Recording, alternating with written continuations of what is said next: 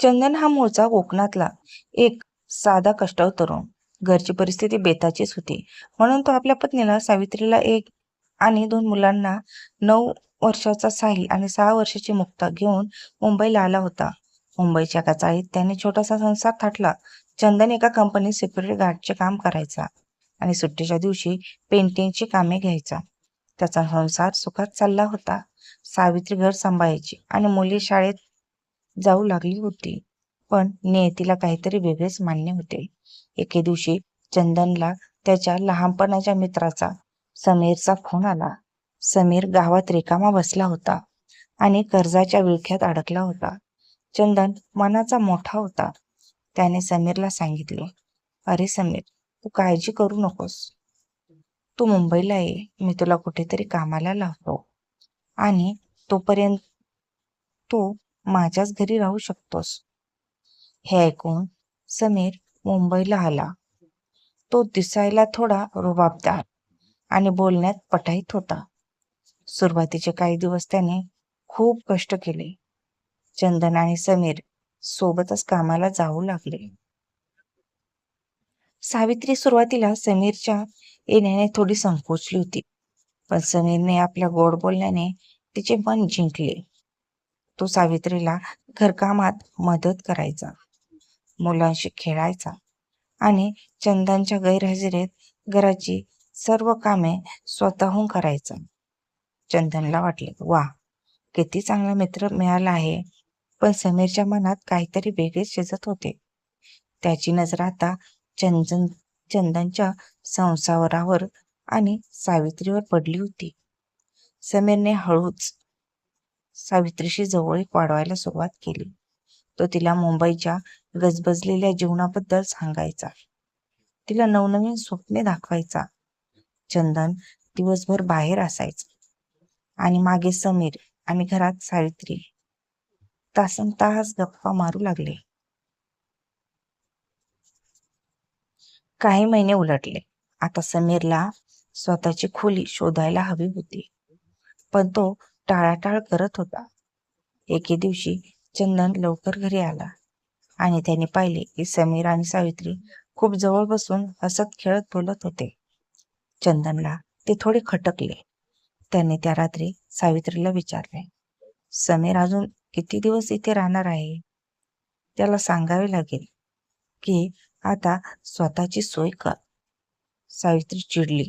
ती म्हणाली, तो बिचारा इतकी मदत करतो आणि तुम्हाला त्याचे राहणे खुपते. चंदनच्या मनात संशयाची पाल चकचकली. त्याने समीरला स्पष्ट शब्दात सांगितले, समीर, उद्यापासून तू माझ्या घरी येऊ नकोस.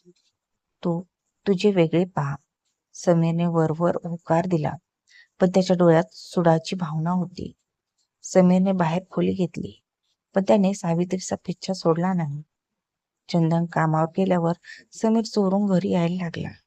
सावित्री ही त्याच्या प्रेमात इतकी अंधाई झाली होती की तिला आपल्या मुलांची आणि पतीची पर्वा उरली नव्हती.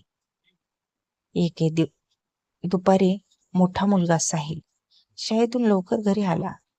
त्याने जे पाहिले ते त्याच्या बालमनावर मोठा आघात करणारे होते. त्याने आपली आई आणि समीर काकांना अशा अवस्थेत पाहिले जे त्याला समजण्यापलीकडे होते. पण ते चुकीचे आहे हे त्याला नक्कीच ठाऊक होते. साहिल खूप घाबरला. त्याने रात्री गुपचूप आपल्या वडिलांना, चंदनना सर्व काही सांगितले. बाबा समीर काका दुपारी घरी आले होते आणि आईसोबत. साहिल रडू लागला. चंदनच्या पायाखालची जमीन सरकली. चंदनने सावित्रीला विचारले, पण तिने साफ नकार दिला आणि साहिललाच खोटे ठरवले. त्या रात्री चंदन आणि सावित्रीमध्ये भांडण झाले. 2 दिवसांनी समीर दारूच्या नशेत धुंद होऊन रात्री चंदनच्या घरीच पोहोचला. तो ओरडून चंदनला सांगू लागला की सावित्री आता त्याची आहे. चंदनचा संयम सुटला. त्याने समीरला जोरात धक्का दिला. समीर भीतीला धडकला. सावित्री मध्ये पडली, पण समीरने तिलाही ढकलले. त्या भीषण रात्री संतापाच्या भरात आणि स्वतःची अब्रू वाचण्यासाठी किंवा रागाच्या भरात चंदन आणि सावित्रीने मिळून समीरवर हल्ला केला. झटापटीत समीरचा जीव गेला. खोलीत शांतता पसरली होती. समोर समीरचा मृतदेह पडला होता. घाबरलेल्या चंदनने आणि सावित्रीने ठरवले की हा मृतदेह गायब करावा लागेल. त्यांनी मध्यरात्री समीरला एका गोणीत भरले आणि शहराबाहेरच्या एका निर्जूप नदीपात्रात नेऊन फेकून दिले. दुसऱ्या दिवशी सावित्री स्वतः पोलीस स्टेशनमध्ये गेली. तिने रडण्याचे ढोंग केले आणि तक्रार नोंदवली की तिचा नवरा चंदन बेपत्ता आहे. तिला वाटले की असे केल्याने कोणाला संशय येणार नाही. पण इन्स्पेक्टर गायकवाड हे जुन्या जाणत्या पोलीस अधिकारी होते. त्यांनी जेव्हा तपास सुरू केला तेव्हा त्यांना अनेक विसंगती आढळल्या. समीर सुद्धा बेपत्ता होता आणि चंदनही. त्यांनी मुलांशी, विशेष साहिलशी प्रेमाने बोलून माहिती काढण्याचा प्रयत्न केला.